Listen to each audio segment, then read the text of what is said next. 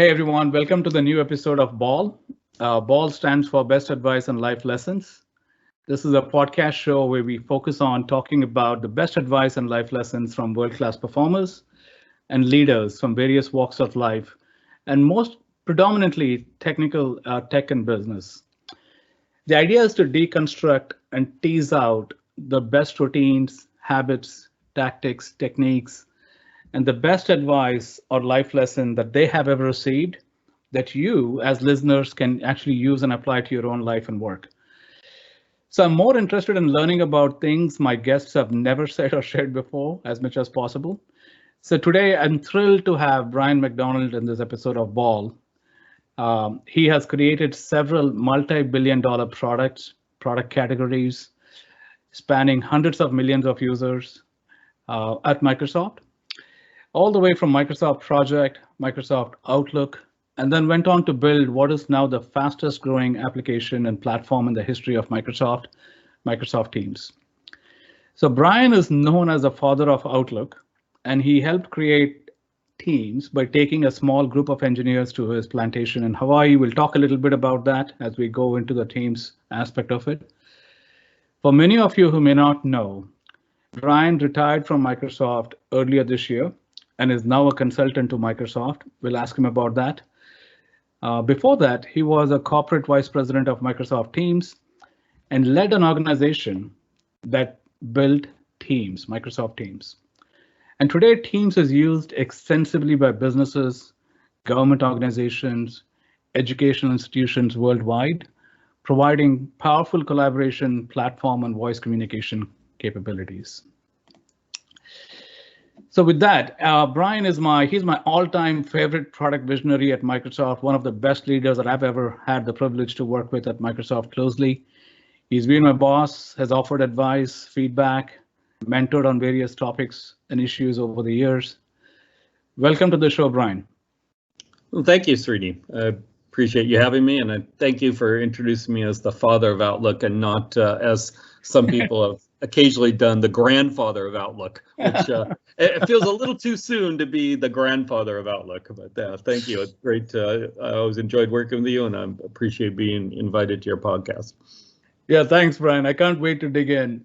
We've had several discussions and debates and conversations over the years and business reviews, but this is slightly different in terms of talking to you in a different way.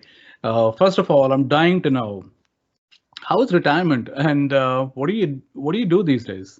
Yeah, anyway, it's been an interesting time because I retired right in March, right at the start of COVID, and so at times it's felt a little closer to a house arrest than a retirement. But I'm thankful that my family's been healthy, and I'm still thankful, but it hasn't quite been the retirement. I wanted to explore the world and do a lot of different things. It hasn't been like that, but it's been much harder for many other people. So on a relative basis, I'm still feeling blessed. But I'm just spending the time watching the wheels go around. I'm getting to do a lot more reading, which I appreciate, and tending to my fruit farm in Maui and spending more time on that.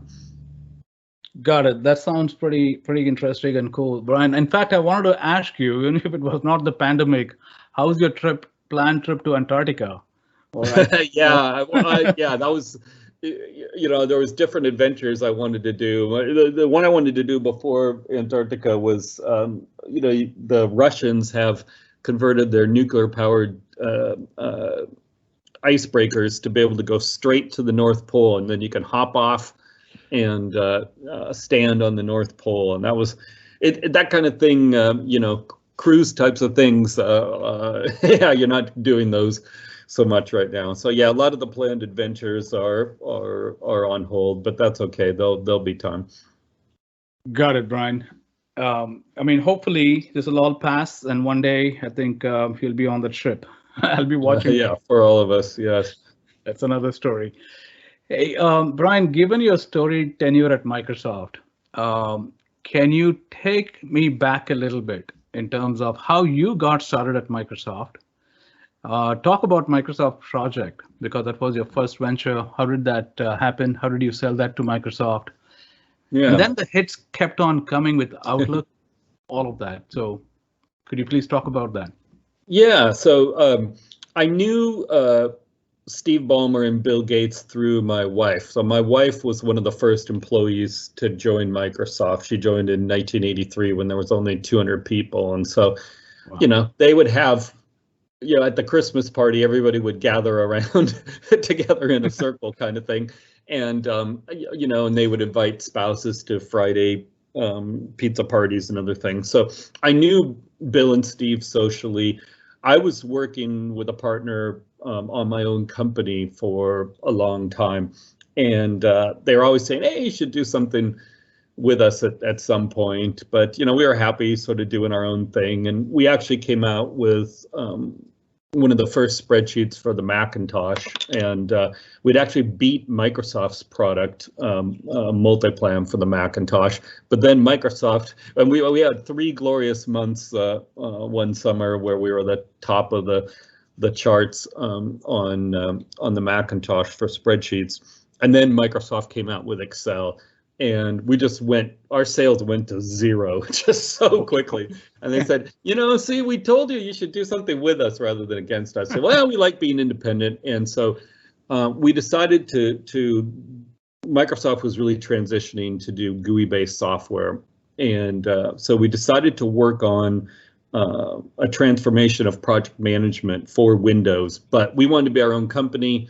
And so we said, we'll work for you. We'll do this Microsoft project for Windows, but we'll be our own company. But eventually they decided, we just want to buy out your company. And so then we came in officially to Microsoft in 1989 through Microsoft acquiring Project. Wow, that's quite a story. Project from that beginning to where it is, it's another multi-billion-dollar business for Microsoft. It turned out to be pretty good. That's a great one. So how did Outlook happen, Brian? How did you've been credited as a father of Outlook? Like you said, not grandfather. Yes. How did Outlook happen? Yeah, it was, part of it was sort of a jealousy on my part. We shipped Project and they did another version of Project. And then a lot of my peers at Microsoft, they were working on Word and Excel and Windows. And, almost everybody else was working on something that everybody was using every day. And for Project, it was an important product, but it wasn't it was for a certain class of people and not for everyone. So I said, okay, I gotta work on something that everybody's going to use. So I came up with a product plan, pitched it to Bill Gates in a meeting. I was very nervous. I was very young still and very nervous. I was probably 31, 32 or something. And then he decided to fund it. So that started Outlook with 13 people, I think back in like 1992. Wow. And Outlook is another, today the users of Outlook, hundreds of millions of users. So it turned out to be pretty great. And I'll come to Teams, which is your third one also, in a second. So you talked about Bill Gates. Is there any one thing that stands out in terms of working closely with him or being in reviews with him? I've been in a couple of meetings with him, but the Bill of that Esther years were completely different, I heard, than he is. Yeah, he mellowed out a lot, like a lot of us once he had kids. He was quite brutal, and it was a brutal culture, but I liked that. I appreciated, he was honest, and you didn't have to worry about what is he really thinking. He told you what he was really thinking. But I thought it was, great in his leadership style. I think Microsoft's been blessed with 3 fantastic leaders who each were really well suited to their eras. And at the beginning, it was a rough and tumble time in the industry, and Bill had brutal feedback. But I think what was also really great was that he had a focus on the long term. And that's one of the life lessons I've I've really learned from him is, if you had a trade-off of a short-term win versus laying an even stronger foundation for more long-term success, he encouraged that. And so that was really great, actually. Pretty awesome. I mean, those are some of the insights that I would love to tap into a little bit more, maybe at some point in the future, but that is great. Thank you, Brian. Moving us along, right? How did Teams happen? Can you tell the inside story of Teams as much as you can? I have it in my notes here. Yeah. That you took a bunch of engineers on a hike in Hawaii and Las Vegas. Tell me what happened. Yeah. Well, there was just some ideas. I was working for a gentleman named Chi Lu, who was another fantastic leader in many areas, and he's really the thought leader behind what is now the Microsoft Graph, amongst many other things. But we were both lamenting that Outlook was still super important, getting a little long in years, not necessarily capable of being the only tool for communication. We had Skype for Business, but it wasn't really used in a continual modern way for communication. So we decided, we both thought there really needed to be an advancement and a new generation of grounds up communication tool for Microsoft. And I really thought, chat needed to be a part of that. I think I was really believing in this continual evolution of the change in the rate of communication and the size. Like if you think about, what happened when we moved from writing letters to email, two things really happened. The volume of communication skyrocketed. You would write far more emails in a week than letters that you would write, and they would be in smaller sizes. So you'd write, a lot more often in smaller volume per message. And then the same thing, is clearly happening in chat. You'll send far more. The average person will send far more emails in far more chats than emails, and in smaller sizes. And we wanted to create a next generation experience that could complement Outlook. We didn't believe in replacing email, but Outlook was almost so successful, it's getting to be a victim of its own success and kind of being used and abused because it was the only thing people could really count on. It was getting overused for casual conversation and other things that maybe were best done elsewhere. So we wanted to sort of recreate that. And then I also had this idea kicking around of really wanting to do communication, a product that was really about creating a space for people to work, but anchored in communication. So it wasn't just about the chat stream. And this is one of the real unique things of Teams relative to Slack or others, is that it's really not just about chatting with a group of people. It's really about having a workspace across with a lot of different objects and a lot of different workloads, and that workspace being anchored in chat. And that's why the initial product that we started creating, our internal code name was TeamSpace. And I was even kind of hoping maybe that would be the actual product name, but in the end, Microsoft Teams was chosen as a good name. But TeamSpace was really the concept, and that was the thing that the idea that we launched the Teams project with. Got it. No, that is fantastic journey, Brian. I mean, it says one thing is to actually envision what the product would look like. The other is to be able to take it and within a company like Microsoft to scale. And just for some statistics for the listeners, right?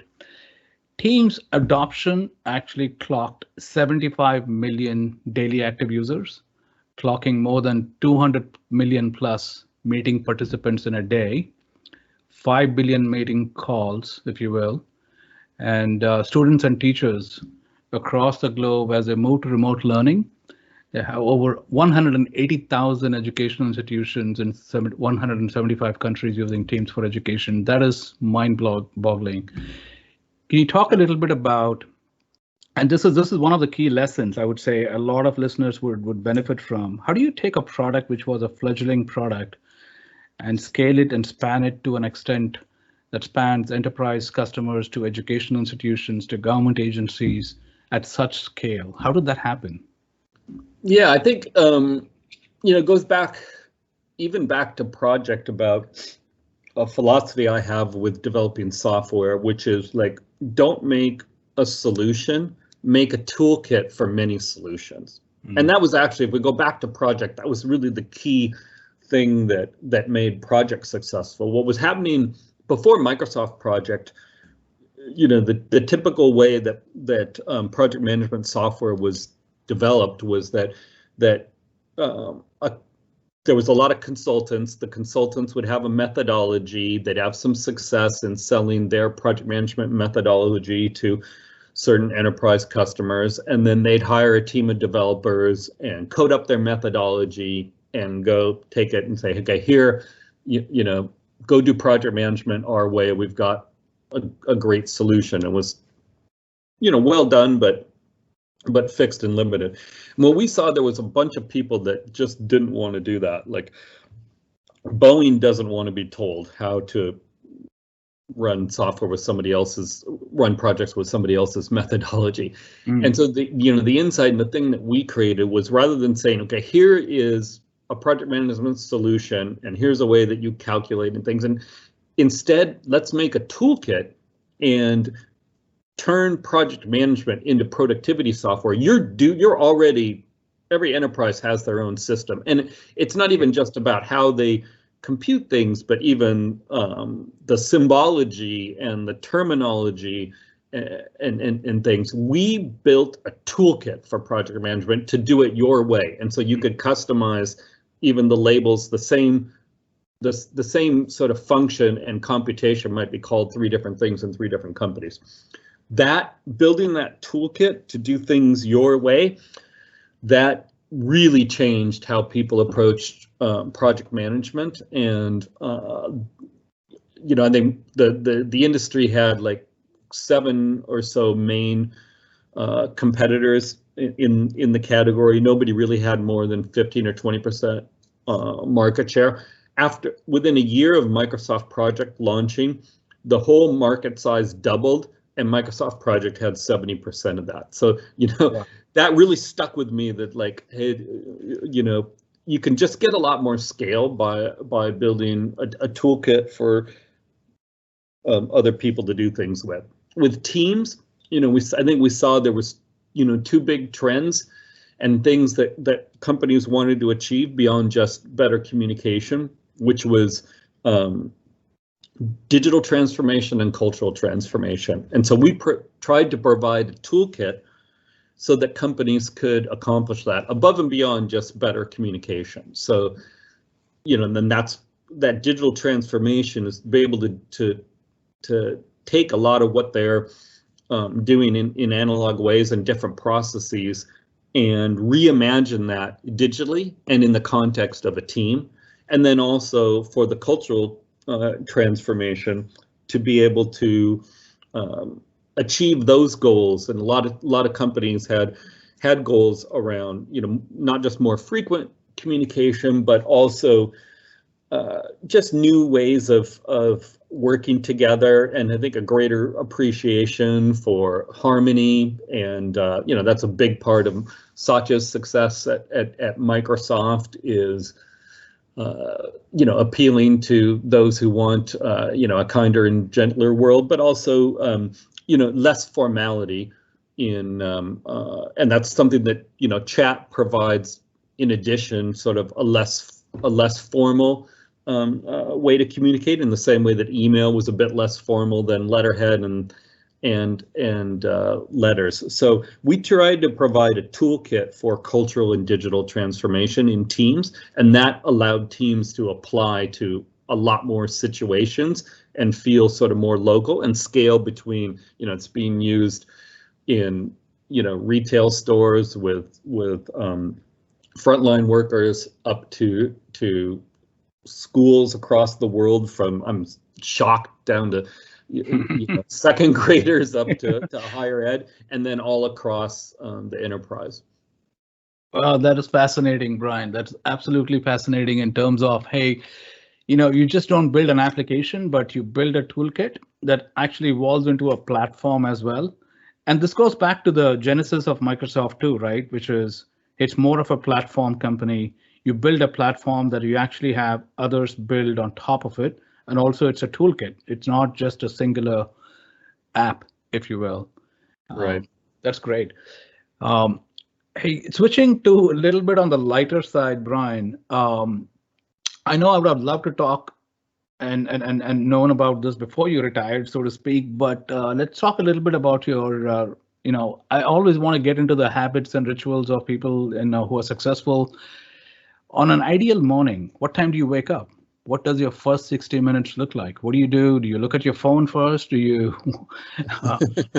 Satya says he puts on his jogging shoes and starts running. So what do you do? Yeah, I would love to start running. I was hoping to get into slightly better shape. I'm at least trying to get my 10,000 steps a day. But when I get up in the morning, actually, I'm still in the habit of the first thing I do is look at the team's numbers. The growth is incredible. You mentioned a set of statistics. Of course, that's publicly announced a while back.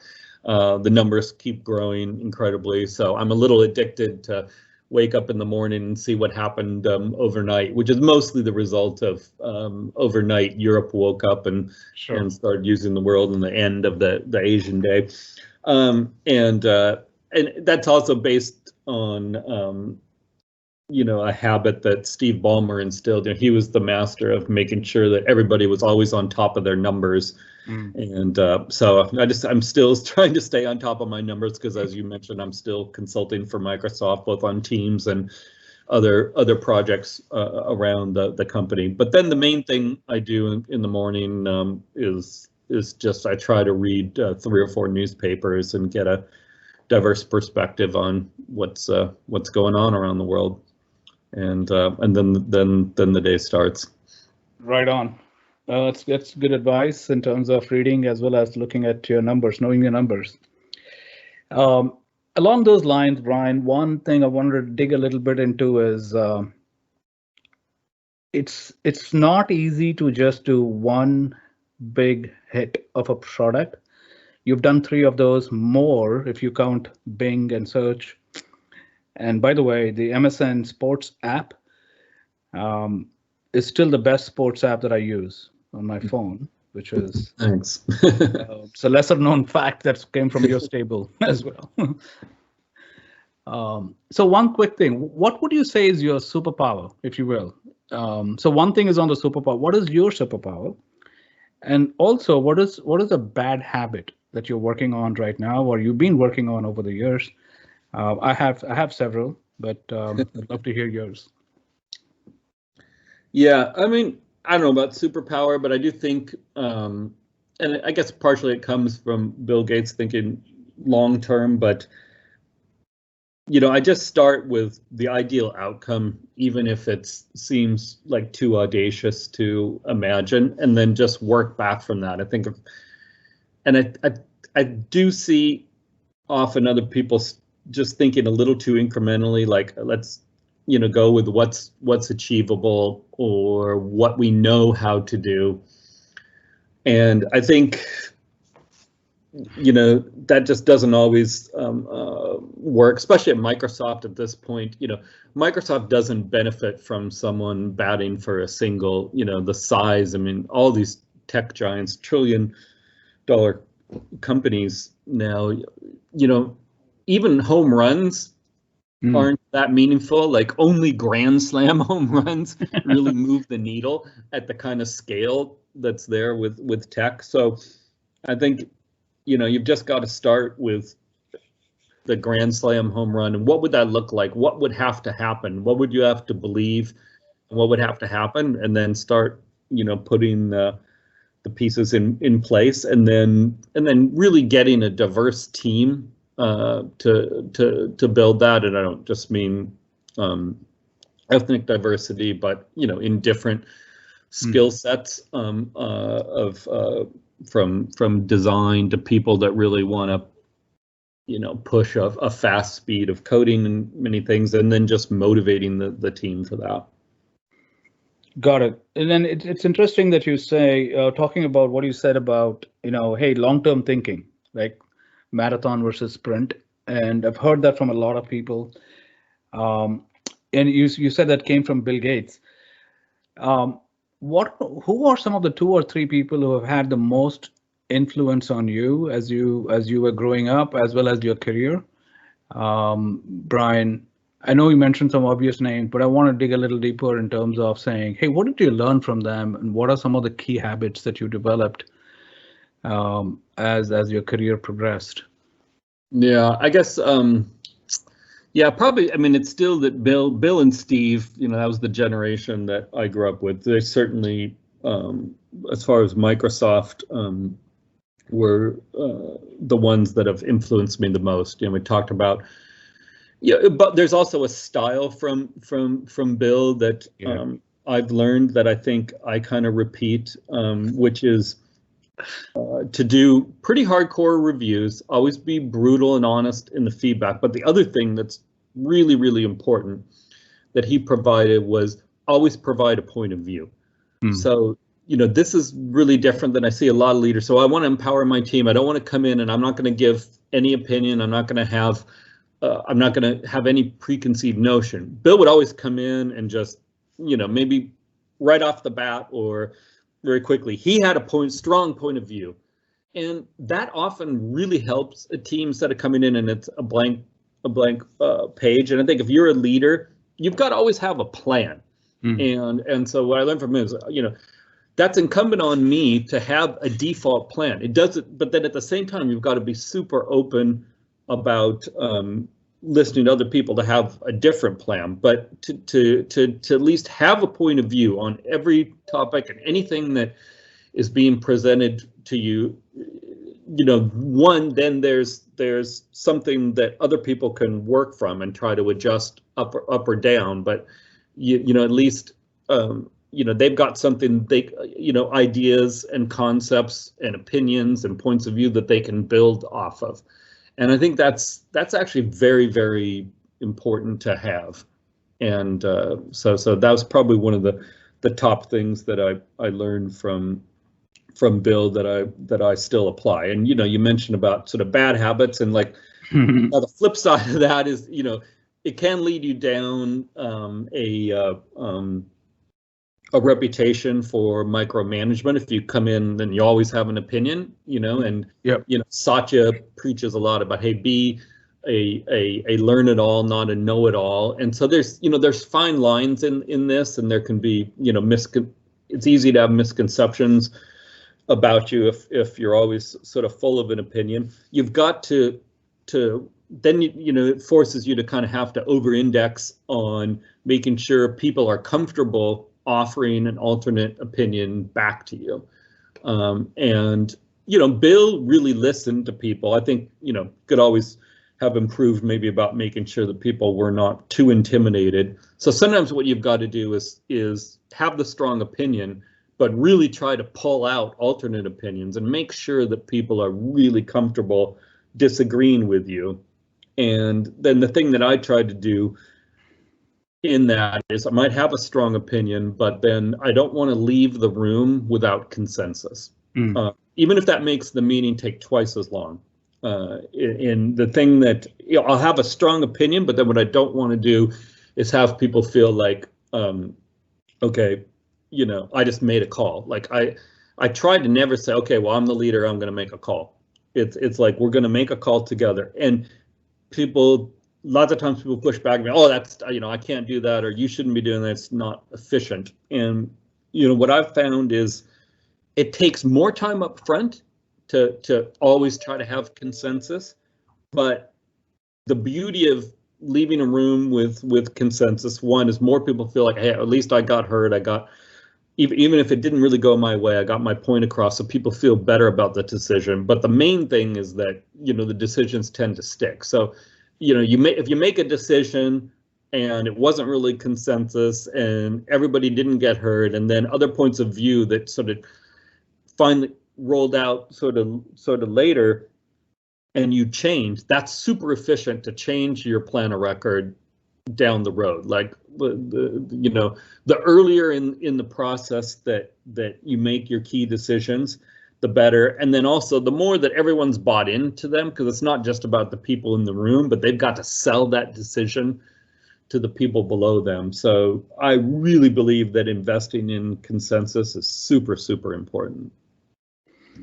Yeah, thanks, Brian. Those are great nuggets. Healthy dissension, right, in with the team, but at the same time, healthy dissension driving to consensus and a great diverse set of ideas that leads to decision making. Awesome.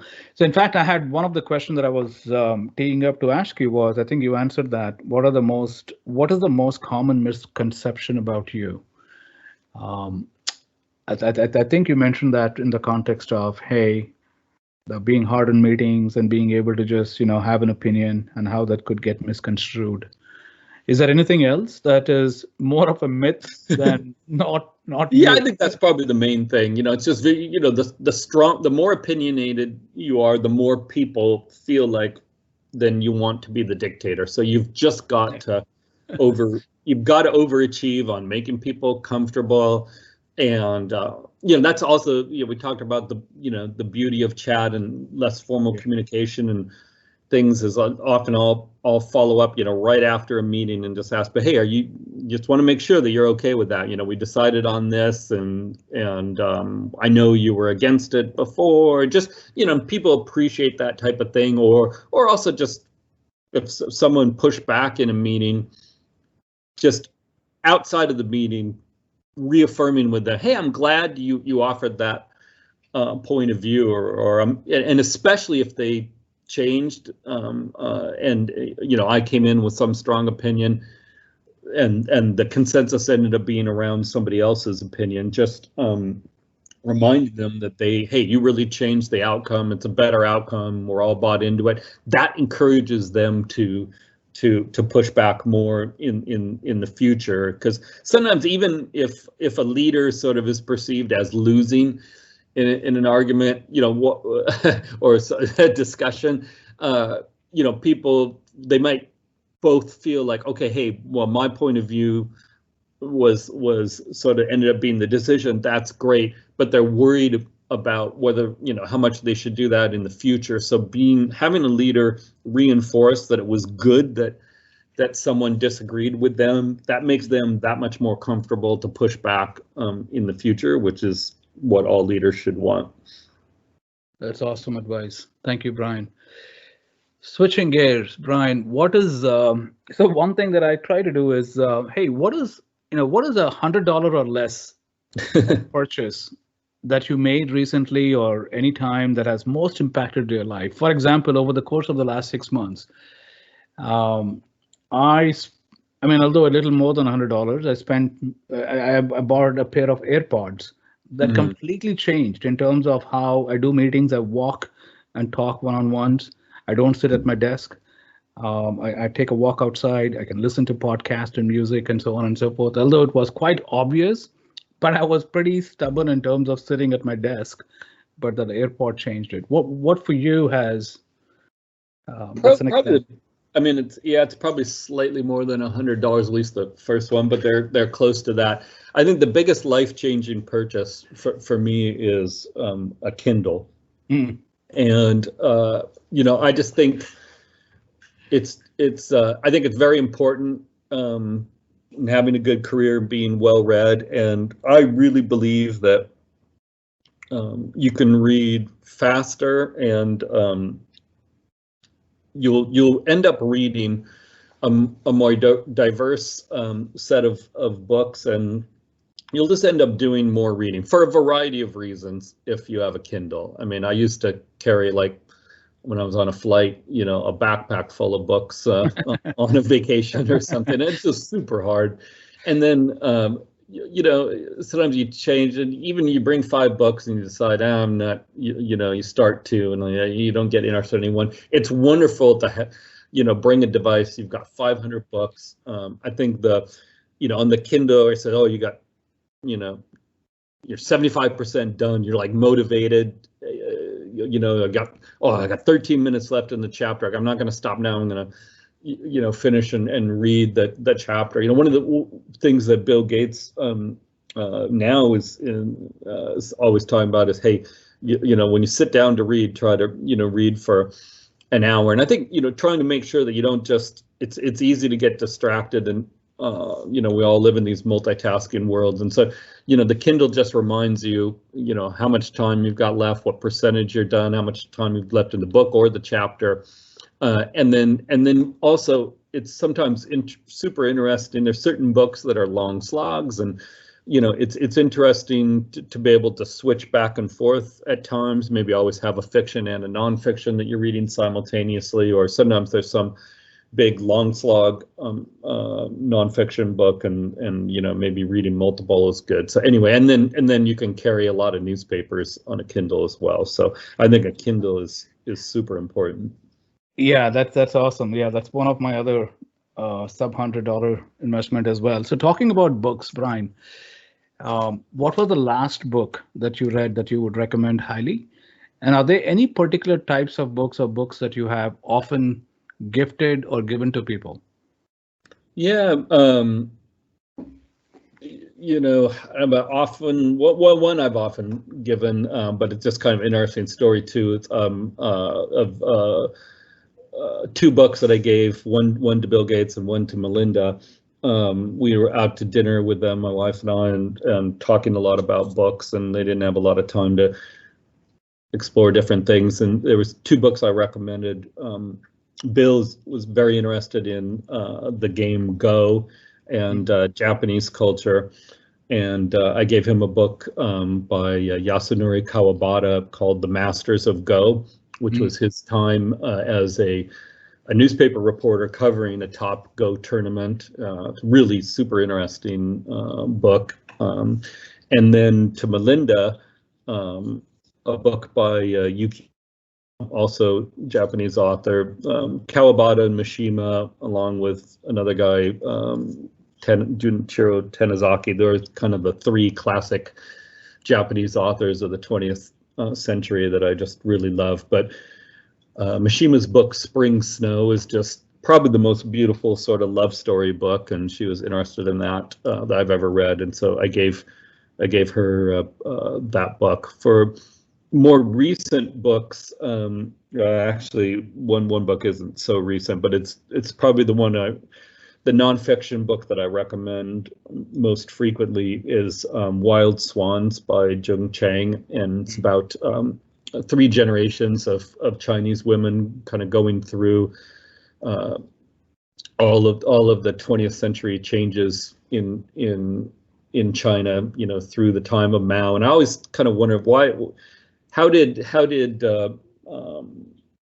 Mao and communism defeat Chiang Kai-shek and the KMT, and it's all there, and then how through the Cultural Revolution, and it's just a beautifully written book, a little sad in how humans will treat other humans, but gives you an incredible perspective on relatively recent Chinese history. And then that's for nonfiction. And then for fiction, there's a book, Pachinko, that is one of the award-winning books of most award-winning in the last couple of years by Min-Jin Lee. And it's about the experience of Koreans living in Japan and during World War II and after, and some of the biases and what they have to endure. And it's also beautifully written. Gives you a little bit of perspective on Korean history too. That's interesting. Got it. That's awesome. Wild Swan. I haven't read that. I'll bookmark it. I'll make sure that I'll look it up. Thanks, Brian. Moving along, Brian. Given your tenure in this industry, right? What advice would you offer to someone who is starting out as a developer or a PM? Is there any particular track or area that you would recommend aspiring kids who start out? Any thoughts, advice, lessons? Yeah, I guess there's several. I think it's interesting to try to I think I'd encourage people to try to not just learn, but make money right away too, and not to because it's important to earn the money, but because if you've got to do something for a financial reward, that forces you to really know whether you're doing something worthwhile or not. And I think it's too easy if you're dabbling to be, impressed with your accomplishment and if you're getting paid for something, or if you're coming up with your own business idea and that's for commercial value, it forces early on. You just learn a lot about the clarity of decision making, because it's Darwinian. You're gonna if there's dollars attached to it, it's really got to work. And then the other thing is not just learning about your computer science, but for anyone in the industry, the data science now is super important, and even not just in the industry, but just in life. One of the tragedies of our modern world is the lack, I think, of a pure foundation in everybody just kind of changes the denominator to match their opinion or their talking point. And you just look at, we can't even have in the COVID crisis really a valid discussion of what's working or not working, because there's not even any standard agreement on and just terrible data on what's happening, even to the degree of did someone die from COVID or not, is not like a standardized thing. So anyway, data science is super important and impacts so much of how products are developed now. And I think you've got to learn that alongside all the programming and design abilities. Got it. Data science, focus on data science, and also make sure that you have whatever you're doing is worthwhile. It's not just something that's a pure passion play, but also has some financial reward. Yeah, but because really it's more like you have to have some way for an independent person that's really keeping score of what you're doing. You just learn something differently from that. So it's not about actually important that you start earning a little extra cash on the side, but it's more like it forces a different type of thinking that you do, and a different type of discipline that will serve you well later in life. That's pretty awesome. Thank you, Brian. Along those lines, Brian, there's one other question, which is, hey, what is one thing that you believe in that other people think is insane, or what is one thing that's absurd but you love doing? What could be anything? I know you've told me a few things in one of the dinner conversations and whatnot about food, but anything else that? Yeah, I believe in trying anything to eat anything that any other human on the planet eats, to try it once, just to experience it. I mean, in terms of but just any idea that if people insane, one thing I, completely off the topic of software, but I believe in building a wall at our southern border, but it's to protect the Mexicans. And when I say that, people go, "What?" And what do you mean? And I think it's Mexican culture is wonderful. They're wonderful people.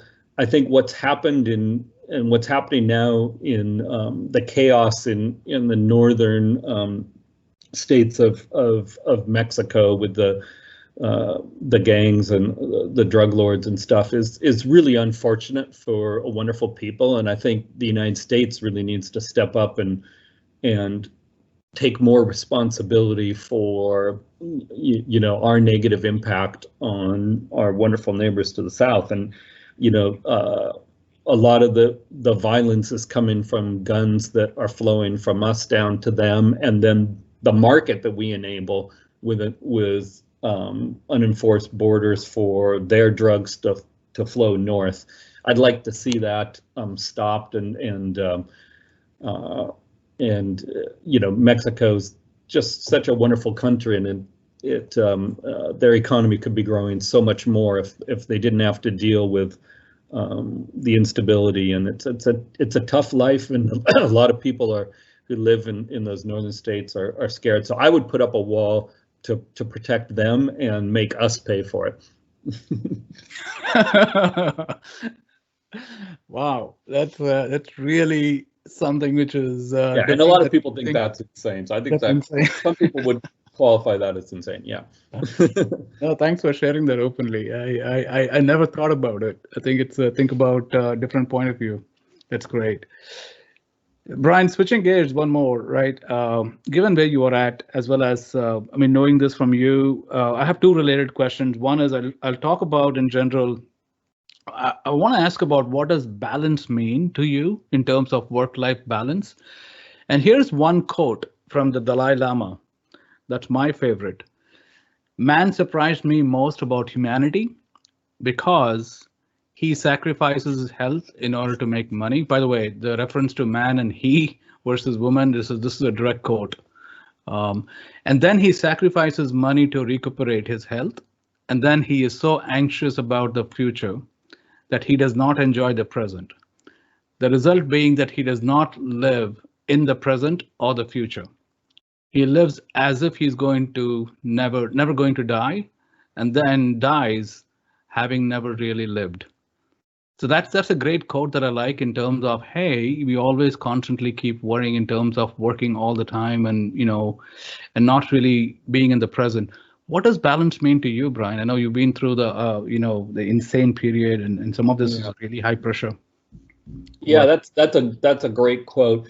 I think part of it is and this relates back to what we were discussing earlier about how companies are trying to enable cultural transformation. I think the workers for today, there's a difference of expectations where, in my generation, when I started out working, you worked to live, whereas now people want to live at work.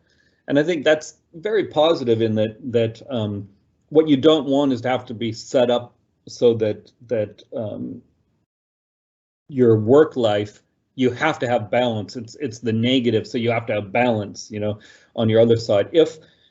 If you're enjoying your life at work as much as your life at home, then you don't have this need like, oh, okay, I'm exhausted now, and now I've got to balance myself out. So I think making sure that you set yourself up to do something that you love, that doesn't really feel like work. I remember just being so excited to work that I'd catch myself. My office was on the third floor of a building at Microsoft, and it's faster to take the stairs. And I just catch myself, like, not meaning to, but I was running up the stairs, getting into work, just because I wanted to get started so much, because it was just so great.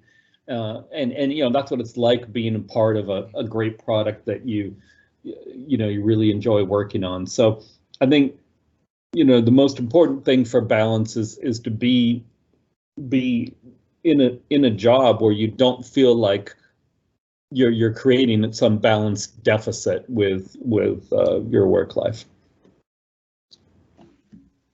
Got it. No, yeah, I think that part, which is, hey, with the work culture being you work to live, to you live at work, and that takes a different meaning in terms of today's culture. And the advice that you have is, hey, love what you do. If you love what you do, it doesn't feel like work, and also make sure that you are enjoying the moment, and there is actually a balance. Yeah, and then the other piece of advice that another Microsoft leader, Jeff Rakes, who ran Microsoft Salesforce, he was giving me about work-life balance, I think was good, is like, hey, at Microsoft and many other companies, especially the tech world, you're really, you approach your work life with incredible intensity and focus. And so, you just have to be willing in order to get balance at times to have the same focus in your personal life. And his example to me was, he's having to spend a lot of time traveling all over the world, running the sales force. He really loves golf. He wanted to golf more, but how does he golf when he's like traveling all the time? Well, he just said, I'm always taking my golf clubs. Everywhere I go, every plane ride, I've got my golf clubs. And then, if they're always right there, yeah, it's a burden. It's sort of a hassle, but then like, I'll find some way that's my passion in life. I'll find some way to jam it in. And, the thing I learned from that is like, yeah, I want to travel some more, instead of saying, well, I'm working so hard. I mean, there were some years in building project, there was one year where I took 4th of July off and Christmas, but otherwise worked every single day, every single weekend. Wow. There was only 2 days of the 365 where, where I didn't work. So at times it was, the industry used to be more intense like that. But, I didn't have much time to travel, but I had a passion for it. And I said, well, screw it. I've got an extended weekend. My wife and I, we started just visiting Europe from Seattle in a 4-day weekend. We had a 3-day weekend with Labor Day or something. Took 1 day, and it's like, that's a long way to go for 4 days. We once went to Australia for 5 days, but it's like, well, but we'd been there and we'd seen what it was like, and yeah, we wish it was 3 weeks, but it was better to go there and experience it than not at all. So I think approaching your personal life with the same intensity as your work life, you can accomplish more of your goals and bucket list that way. You just got to be willing to lean into it with the same intensity you bring to work. No, it's a great one on work-life balance or overall balance. The one thing that I heard from Satya that he keeps referring to, which I think is also something which is valuable to me. He often says like, hey, find your purpose and use Microsoft as a platform to be able to drive that purpose. Even weave that as a part of your work, and then you actually have a purpose even outside of your main work, and leveraging and using Microsoft as a platform, which that's a great one. Yeah, which was actually an awesome one. So Brian, a final question. I know we want to go long, but everything has to come to an end. I know you have limited time. I want to respect that. A final question before we wrap up. What is the best advice that you ever got? And what's the biggest lesson that you learned? In other words, I want to tap into your API that others can leverage and write their own app, if you will. Yeah, probably from actually, this is from Steve Ballmer now, which is really about in the tech world, people tend to come up with the great product ideas, but not necessarily the business ideas. And so the thing that's sort of guided me is from Ballmer is to always be thinking about the business side right at the same time as the product side. And I think Ballmer was just a fantastic business leader. He had a lot of business innovations on licensing approaches and other things. And we tended, as we started out at Microsoft, to always just be focused on the technology. With that, okay, we build these products, they're just a packaged product, people buy. There's not even anything to think about from a business standpoint. But what I started changing was realizing that the business context and the real flow of how people would acquire and pay for the product and how to develop that into a machine was equally important for success, because you've got to you got to have an audience that provides the value for what you're doing. And so I think Steve Ballmer taught a lot of us that at Microsoft, and it's been key to our success. That's fantastic. Great note to end with. Brian, thank you so much